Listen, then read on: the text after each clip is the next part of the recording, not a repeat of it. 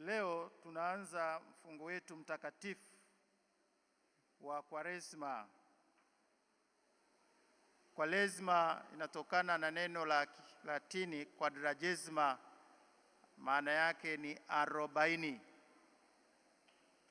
Kristo alifunga usiku na mchana kwa siku 40 kabla ya kuanza utume wake. Sisi tunapewa kipindi hiki kitusaidie katika kujifanyia tathmini. Sisi tulio wafuasi wa Kristo, yeye alipotuita, alituita na akatupa nafasi ya kushiriki utume wake kwa mujibu wa ubatizo wetu. Hivyo tunapita katika nyayo zake kujiandaa kiroho. Baada ya mzunguko wa mwaka mzima, tunahitaji kukusanya nguvu, kukaa, kujitathmini, kuangalia upya mahusiano yetu na Mwenyezi Mungu. Kama tuko sawa, basi tuongeze bidii, tuombe zaidi msaada wa Mwenyezi Mungu, tupate nguvu mpya na hali mpya. Pale ambapo tumekosea, basi ndio muda wenyewe huu wa kujinyenyekesha na kuomba msamaha. Pale tulipozembea, tulipoyakoroga kama wengine wanavyosema, tuweze kurekebisha. Ndio maana kipindi hiki kina matendo makuu ambayo tunatarajiwa kuyafanya. Sio kwa sababu siku nyingine hatupaswi au turuhusiwi au hatuhimizwi, hapana. Lengo la kipindi hiki cha Kwaresma ni kutukumbusha wajibu wetu, kuturudisha katika ule mkusanyiko wa kikanisa, watu wanaoongozwa na Roho mmoja na Bwana mmoja, kuturudisha kundini ili tuweze kwenda pamoja kama kanisa katika maadili ya kiimani. Hivyo ni kipindi ambacho tunakumbushwa yale yanayotupasa kama waamini wa Kristo. Ndio maana katika kipindi hiki tutahimizwa kusali, tukijua kwamba sala ni nyenzo inayotusaidia kuwasiliana na Mungu wetu. Katika sala tunatolea shukrani zetu kwa Mwenyezi Mungu. Katika sala tunatolea maombi yetu. Katika sala tunamsifu na kumwabudu Mungu. Katika sala tunafanya toba pia. Ndiyo maana pamoja na kusali sana, kipindi hiki cha Kwaresma ni kipindi cha toba, kufanya toba. Na ili tuweze kufanya toba ya kweli, tunahimizwa kujikumbusha kila mara, kutafakari, kutafiti dhamiri zetu. Tumekosea wapi, lini, mara ngapi, ili basi tuweze kujinyenyekesha kwake Mungu aliyetuumba, ambaye ni Mungu aliyejaa huruma na neema. Hivyo tuweze kufanya toba ya kweli, tunahitaji kufanya tafiti ya kina ya mahusiano yetu. Ili tuweze kufanya tafiti ya kina ya dhamiri zetu, tunatakiwa kufanya mambo matatu, kupitia katika hatua tatu. Ya kwanza ni kuzipitia amri 10 za Mungu. Amri ya kwanza, ya pili, ya tatu, yani mpaka ya 10. Tukaangalia tumeziishije, tumezitimiza au kuna sehemu tumekurupusha amri za Mungu. Alafu tukupitia amri zote za kanisa, tumezishika, tumezitimiza au la. Alafu kupitia wajibu wetu. Tuna majukumu tofauti tofauti kulingana na nafasi zetu. Kila mara ukitaka kujua kama uko sawa, basi unajifanyia tathmini amri za Mungu, za kanisa na wajibu wetu. Baada ya hapo utagundua kwamba kuna sehemu hauko sawa. Pale ambapo hatuko sawa, basi tunahimizwa kuwa na sikitiko kamili, sikitiko la dhambi. Na katika sikitiko hilo ndipo tunaweka maazimio ya kutorudi tena dhambini. Ndio maana watu tunahimizwa kusali sala ya kutubu. Ndani mle kuna mkataba unaufanya wa kutotenda dhambi tena. Hilo ndilo linatusukuma katika hizo harakati za kufanya toba. Toba iliyo kamili, sikitiko kamili la dhambi. Kuna aina mbili za sikitiko, kusikitikia dhambi. Naweza ukawa na sikitiko kamili au sikitiko lisilo kamili. Sikitiko kamili ni lile ambalo unasukumwa na wema na upendo wa Mungu kwako. Unasikitikia dhambi kutokana na wema wa Mungu. Unasema sitarudi tena dhambini, sitatenda dhambi hizi tena, kwa sababu Mungu naye mkosea ni Mungu mwema, aliyeniumba pasipo mimi mwenyewe kuweka jitihada zozote, akanikomboa kwa namna ya ajabu zaidi. Wema wa Mungu. Ukisikitikia dhambi zako kutokana na wema wa Mungu, unakuwa na sikitiko kamili kabisa. Mfano mzuri ni huu hapa. Unaweza ukawa na niseme mtumishi wako anakusaidia kazi nyumbani, unamjali, unamchukulia kama mtoto wako kabisa, unakula naye mezani, mkitoka sikukuu unaenda naye beach pale, na yeye anakula kuku, unakula kuku, mnakunywa kinywaji kimoja. Mtumishi tu, mwisho wa mwezi unamlipa, labda anachunga kuku au anakulelea watoto hivyo, mtumishi wa ndani. Lakini mwezi ukifika unamlipa fedha yake kwa wakati, yani hana neno na wewe. Halafu nitokee amepata changamoto kidogo, labda ya kiuchumi, akakuta fedha yako pale mezani, anaangalia kuichukua, roho inasita, anajioji moyoni, hivi bosi wangu huyu akitambua kwamba nimeiba fedha yake, kwa jinsi anavyonijali, kwa jinsi anavyonihudumia, anavyonipenda, anavyonichukulia kama mtoto wake wa pekee, ananihesabu kati ya watoto wake aliyowazaa kabisa. Sasa huyo mtumishi anaahirisha kuiba hiyo fedha. Kilichomsukuma kuahirisha wizi au kuacha kuiba ni upendo wako, ni wema wako. Hiyo ndio inaitwa sikitiko kamili la dhambi. Unaposukumwa na upendo na wema wa Mungu. Sasa sikitiko lisilo kamili ni lile ambalo unaamua kuacha dhambi, unachukia dhambi kwa kuogopa adhabu. Kwa kuogopa adhabu. Maana yake adhabu ikiondoka au ikaahirishwa, unatenda uovu. Unasema sitatenda dhambi hii nisije nikaingizwa katika moto wa jehanamu, nisije nikatupwa motoni.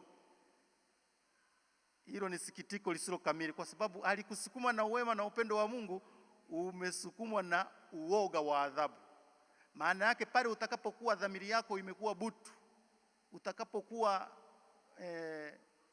umekubuu katika dhambi, uogopi tena na adhabu. Maana inafika hatua hata mtoto mwenyewe anazoea adhabu, anaweza kachapa viboko 20 asikii chochote. Huyo ni hatari sana. Maana yake hawezi hata kufanya sikitiko kamili, hawezi kufanya sikitiko hata lisilo kamili, hata la kuogopa adhabu. Ni kama yule mtumishi, nirejelee mfano wangu, ambaye anaahirisha kuiba fedha yako kwa sababu anajua ukimkamata utamfukuza kazi. Hajali kwamba wewe ni mwema, anaogopa kufukuzwa tu kazi. Maana yake siku atakapohakikishiwa udumifu katika kazi, atakufanya chochote kibaya anachokitaka, pamoja na wema wako, pamoja na upendo wako. Hivyo sisi tunapokuwa katika harakati za toba, baada ya kuwa tumetafakari dhamiri zetu na kujikumbusha dhambi zetu, tunaalikwa kufanya sikitiko la dhambi. Na sikitiko lililo jema kabisa ni lile sikitiko kamili. Tuongozwe na wema wa Mungu. Mungu huyu ambaye ametupenda, hata wakati mwingine tunapotenda dhambi anatuvumilia, anatupa nafasi nyingine. Maana yeye hapendi mtu yoyote apotee, bali wote wafikirie toba. Bwana kawi kuitimiza yake, maana hapendi mtu yeyote apotee, bali wote waifikirie toba. Ndio maana anatupa kipindi hiki. Sisi ni wadhambi, ila hataki tupotee. Anataka tuifikirie toba na tufanye toba, na toba ya kweli inatanguliwa na kutathmini dhamiri zetu. Tumekuja leo hii kuanza mfungo wetu wa Kwaresima kwa mwaliko wa kinabii wa nabii Yoeli, ambaye alihimiza likusanywe kusanyiko, eklesia. Kusanyiko ndiyo inaitwa kwa Kilatini eklesia, kwa Kigiriki inaitwa eklesia, ndiyo kusanyiko, kanisa. Kusanyeni watu, kusanyeni wazee, kusanyeni watoto, hata maharusi watoke vyumbani mwao, na wanaonyonyesha waje. Na hapa ninavyoangalia tumekusanya watu wote, wazee na waona, watoto kibao, mpaka wanatuhangaisha, lakini acha wakusanyike, waje tumkusanyikie Mungu wetu, tutubu dhambi zetu, tuweke ahadi ya kubadilika, tangu aliye mdogo mpaka aliye mkubwa. Halafu anasema mkisha kusanya kusanyiko kubwa hili, takaseni saumu yenu. Makuhani wa Bwana walie kati ya madhabahu na patakatifu, wamlilie Mungu. Ndio sisi, ndio mimi hapa. Mmekusanyika, kazi yangu mimi ni kumlilia Mwenyezi Mungu atusamee. Tunakuja kujinyenyekesha bila kujali vyeo vyetu, bila kujali umri wetu, bila kujali vimo vyetu, bila kujali uwezo wetu wa kiakili, wa kifedha, uwezo tulionao. Tunajitambua kwamba sisi ni wanyonge, sisi ni dhaifu, sisi ni wadhambi. Ndiyo maana tunapakwa majivu. Majivu ni ishara ya umavumbi, ni ishara ya unyenyekevu, kwamba sisi si kitu kwake huyu aliyetuumba. Tunaye muumba wetu. Sisi ni viumbe, sisi ni binadamu, yuko Mungu aliyetuumba. Hata kama wengine watajifanya wamtambui Mwenyezi Mungu, wanafikiri wenyewe ni wanasayansi, wanaweza wakavumbua vitu, wakavumbua mambo makubwa duniani, lakini bado uwezo huo yupo aliyewaumba, aliyeumba, aliyewajalia. Ndiyo maana tunapokupaka majivu katika paji la uso, takwambia wewe ni mavumbi, na akili zako zote na uwezo wako wote na mwamba wako wote na kila kitu chako chote. Tunahitaji kujinyenyekesha kwa Mungu ambaye akisema yatosha, yatosha. Akisema yanakwisha, imekwisha. Akisema basi ni basi. Ndiyo maana tumekuja. Asanteni sana kwa kuja, na tujue kilichotuleta ni toba. Tunaanza mfungo wetu na tuutumie vizuri. Tuwe kweli watu wa sala, watu wa kujinyenyekeza, wa kujishusha. Kristo mwenyewe alishatuonesha mfano. Yeye ambaye alikuwa Mungu, lakini hakuna kula sawa na Mungu, kama ni kitu cha kung'ang'ania, kama ni kitu cha kujivunia, akaachilia yoyote, akashuka kwetu, akaishi kwetu kama Emanueli, ili atuoneshe na sisi siku moja kusema, pamoja na uwezo wangu, pamoja na jina langu, pamoja na fedha zangu, pamoja na vyeo vyangu, lakini naye Mungu wangu ninamtambua, ninamuelewa, ninamwamini. Mimi ni mdhambi, si kitu kwake. Ukitaka kuniondoa unaniondoa, ukitaka kunipoteza unanipoteza, ukitaka kunipa utukufu unanipa utukufu. Unasema, Mungu njoo kwangu, uchukue dhambi zangu, unitakase niwe kiumbe kipya. Hicho ndicho kilichotuleta, si kingine. Kama umekuja na jambo lingine, basi uelewe leo ni Jumatano ya majivu.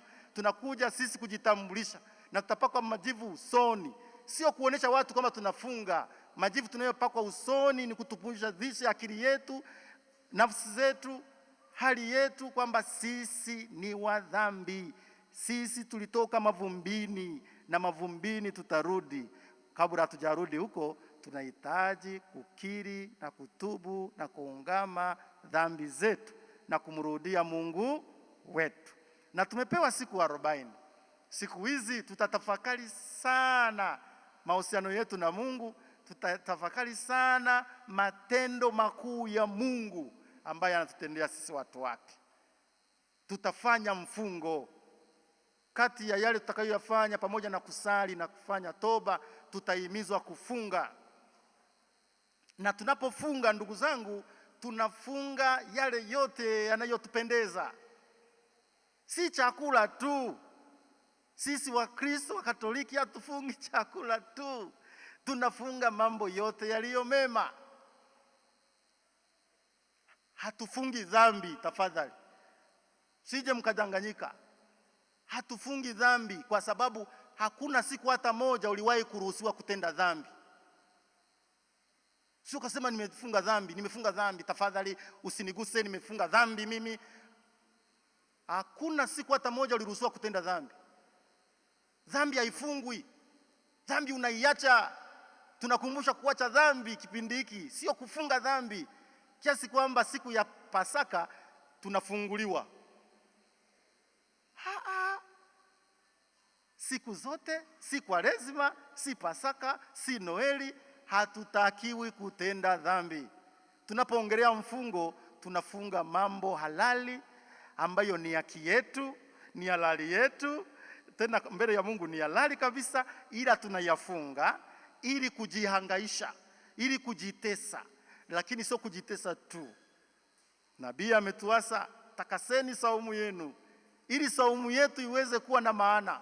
Saumu ni yale mateso, ni yale mahangaiko tunayoyapata kwa sababu ya kufunga, kwa sababu ya kuacha vitu fulani fulani. Vile vitu tunavyovifunga, vile tunavyoviacha, hatuviachi ili tuvirejelee, tunaviacha ili viwasaidie wahitaji, tunaviacha ili viwasaidie wengine. Kama umefunga chakula mchana huu, thamanisha chakula chako, wapelekee wagonjwa hospitalini, wapelekee maskini katika ujirani wako. Usifunge chakula mchana alafu saa 12 jioni ukara mara 2. Hiyo saumu yako inakuwa batili.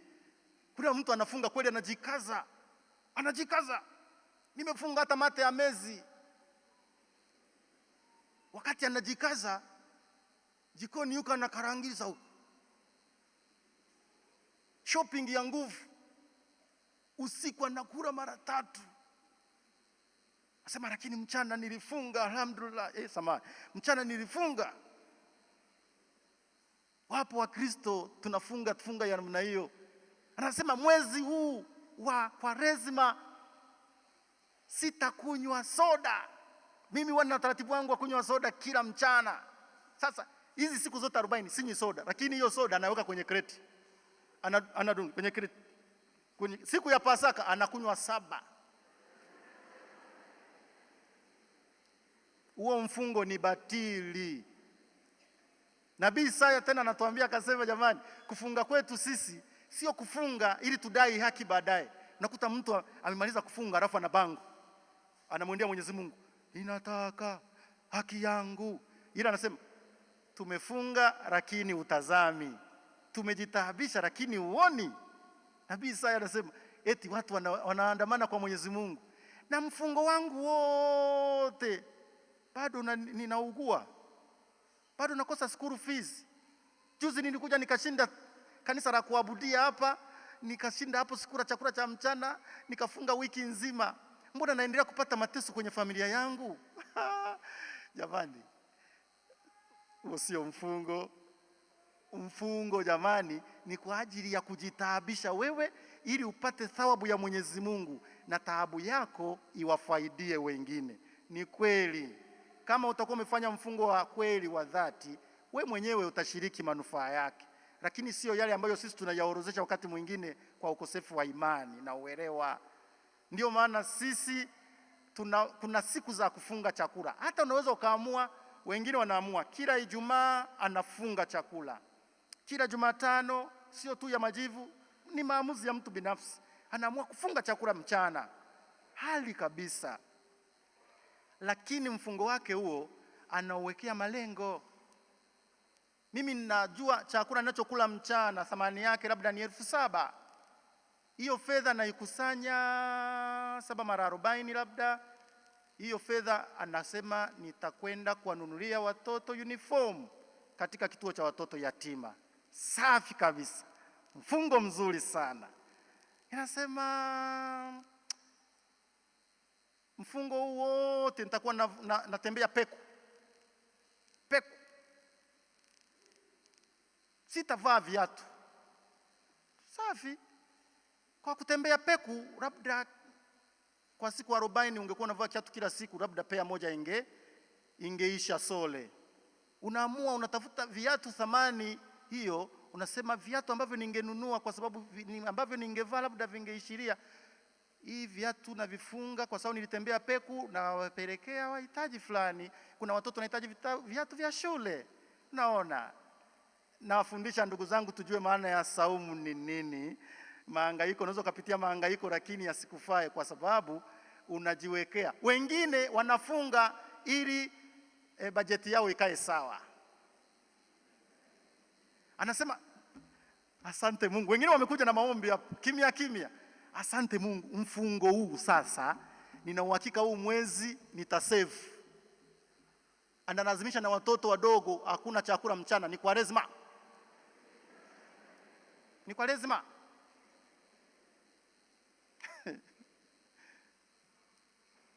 Kwa sababu kuna wengine anaamua kutonunua vitu fulani, anasema watanioji. Sasa ana sababu. Tunahimizwa kufunga ni nini? Ni Kwaresma. Anataka save hela kwa ajili ya mambo yake fulani mengine. Jamani, kipindi hiki sio kwa ajili ya kusave hela, kwa ajili ya manufaa yetu. Kama umeamua kufunga, unapunguza share, unapunguza ile posho, kipimo cha store unapunguza kidogo, basi tafadhali sana hakikisha hicho kinaenda kuwasaidia wahitaji. Sio wewe kubana hela ili mfuko utune. Hapana. Wewe mifuko yako unaikondesha, unatunisha ya wale ambao ni wahitaji. Na ndicho Kristo alichokifanya. Yeye kujinyenyekesha kwake hakukuwa kwa faida yake. Ndio maana niliwafundisha siku moja wale mnaosali hapa. Mtaona hata leo tutaweka maji kidogo kwenye divai wakati wa kuandaa dhabihu. Pale watu nasali, Kristo, wewe uliyekubali kuja kushiriki ubinadamu wetu, utusaidie sisi tuweze kushiriki umungu wako. Unaona? Amejinyenyekesha, amejitaabisha, amefanya saumu kwa jinsi hata alivyotukomboa ili sisi aweze kutuinua, aweze kutunenepesha, aweze kututajirisha. Siku moja nilishiriki iftar ya ndugu zetu Waislamu, kwa mkoa alitualika hapo. Sasa wakati tuko pale tulikuwa tunapata mawaidha moja mbili kutoka kwa mashehe. Shehe mmoja alifundisha kitu ambacho nilikipenda sana na nisema mimi siku moja nitawaambia. Akasema kati ya matunda ya mfungo mtukufu wa Ramadhani, tunapofunga Waislamu, mfungo unawasaidia wale matajiri kuonja njaa, ili siku moja wala hizo siku za mfungo wajue taabu na shida wanazozipitia maskini. Mtu anaposhinda njaa kwa sababu ni mwezi mtukufu wa Ramadhani, anajua kumbe maskini wale ambao wanakuja kutuomba huku huwa wanapata njaa ya namna hii. Unaona? Huwa wanapata njaa ya namna hii. Kwa sababu unaweza ukawa na vingi usijue shida wanazopitia wenzako. Basi angalau huu mfungo mtukufu wa Kwaresma utusaidie kuonja shida za wengine. Pale ambapo sisi wenyewe utakuwa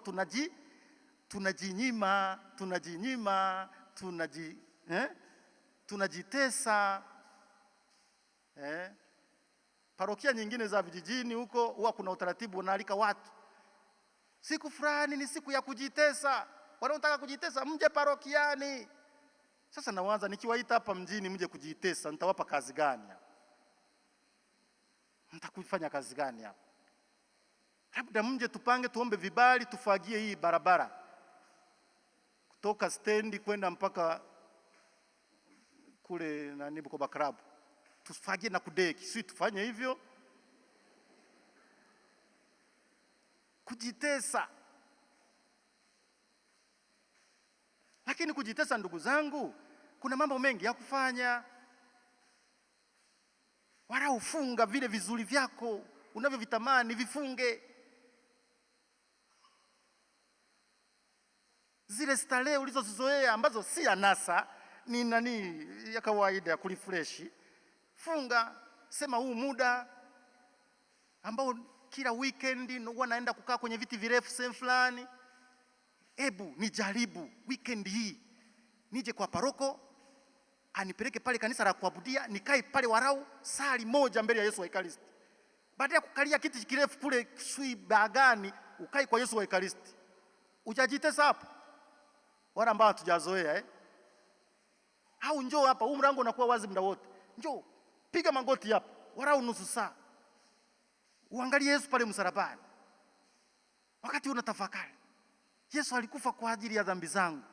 Je, mimi nafanya nini kwa ajili ya dhambi zangu mimi mwenyewe? Kuna namna nyingi ya kujitesa. Kutoa sadaka. Sadaka maana yake nini? Sadaka unatoa kitu cha kwako mwenyewe, iliyo halali yako, chenye thamani, na ukikitoa inabidi kikuume. Ni sehemu ya kujitesa. Si umenielewa? Sifa kuu 3 za sadaka. Kitu chako mwenyewe chenye thamani, alafu kikuume. Na huu mwezi huu, au niseme kipindi cha siku 40 ni kipindi cha kutoa sadaka, kufanya matendo ya huruma. Kile unachokitoa hakikisha kinakuuma, lakini kuwe cha kwako mwenyewe. Mwingine anakusanya ada ya watoto kabisa, anajua hii ada ni ya watoto, anaitoa sadaka. Ni ada ya watoto. Hafu wanafika kwenda shule, hakuna chochote, nasema wanangu, nilitoa sadaka hela yote. Mwingine anakuwa na fedha ya mfuko wa chama wa kikundi, anaitoa sadaka. Si ya kwako. Sadaka unatoa kitu chako mwenyewe. Yesu alitolea maisha yake,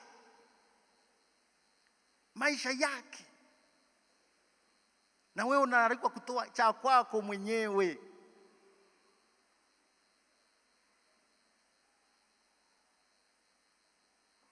Lakini sio cha kwako tu, chenye thamani. Sio unavizia fedha iliyo baki, unaangalia, unatumia ile elimination method. Mliyesoma mahesabu, tulifundishwa kusolve simultaneous equations. Unaweza kutumia grafu, unaweza kutumia nini, kutumia elimination method. Unaondoa nani moja moja, na baki nasema final hii ndio. Unaanza kuondoa sigara nimeshavuta, ya sigara hii tayari, ya chumvi tayari, nini tayari, hii iliyobaki ni change. Alafu yenyewe imekataliwa hata madukani. Kuna noti naweza nikawaletea siku moja, tunazitenga. Hata ukizipeleka benki wanazipitisha kwenye mashine mara 3. Hata kwenye mashine hazipiti. Kila mara inapitia mlango wa pembeni. Wanasema hii sasa, hii hata namba zimefutika. Mtu kaileta hapa. Hiyo sio sadaka. Ni kashifa kwa Mwenyezi Mungu. Na ikuumi, maana unasema na kaiuka waka noti yaka. Unatoa ya kwako yenye thamani. Alafu ukitaka kujua kwamba sadaka yako imepokelewa, jiulize, inaniuma? Inaniuma? Mimi nina mfano mmoja na utoa. Tulipokuwa wadogo, kipindi cha maembe, tulikuwa tunaenda 3 4, mmoja anapanda, tunaangua maembe, anapanda anadondosha, tunaokota sisi. Tunaokota, tunarundika. Akisha shuka, tunaanza kuchagua, si ndio? Moja moja. Na yao. Mnaposema na yao, tunaanza na ile minono. Ile maembe iliyoiva inayowaka hivi. Yanabaki yale ambayo yanaelekea kuiva, mabichi, mengine yana vidoti. Basi, na yao. Kila mtu mwisho wa siku ajikuta una matano, labda imebaki moja, nasema wewe uliokuwa umepanda la kwako. Sasa kwenye kula, wakati wa kula maembe, mara nyingi hatuanzi na mnono. Tulikuwa tunaanza na ile mabichi ili uje umalizie. Uje umalizie kale. Sasa umebakiza mawili, mnono wako wa mwisho na ili ambalo sasa ndio upo unaendelea nalo, unakutana na rafiki yako mmoja.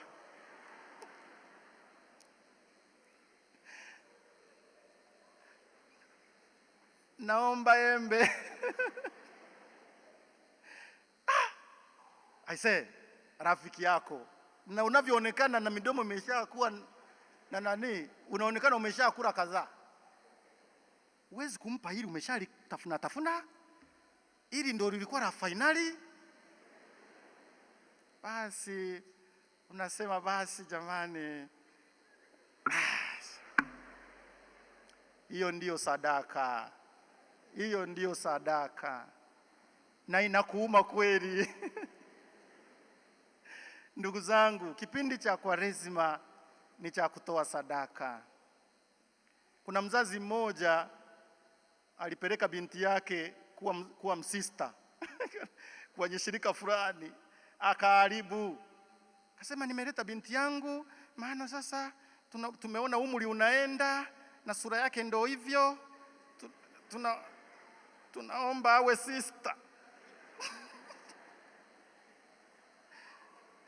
Mama mkuu akamwambia, tafadhali, sadaka inabidi utoe kitu cha kwako kizuri chenye thamani na ikuume. Kwaresima tunatoa vitu vya kwetu vyenye thamani, na tukitaka kujua kwamba tumetoa sadaka iliyo nzuri, ituume. Ndipo utasema, Mungu wangu nimetoa. Mnakumbuka ile sadaka ya Kaini na Abeli? Abeli alitoa katika mifugo yake ndama walionona. Kaini akatoa kwenye mazao yake vitu vya ovyo ovyo, reject, vile vinavyoachwa na mashine kabisa.